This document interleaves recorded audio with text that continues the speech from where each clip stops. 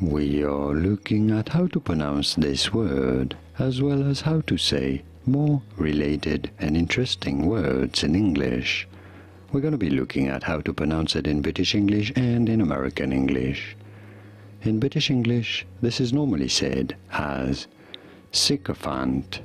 You do want to stress on the first syllable, sycophant. In American English, however, it is usually said as sycophant. Sycophant in American English versus sycophant in British English. Did you get this? Was this any helpful? Let me know in the comments and by using the like button. Here are more videos on how to pronounce more words in English whose pronunciations aren't exactly always obvious.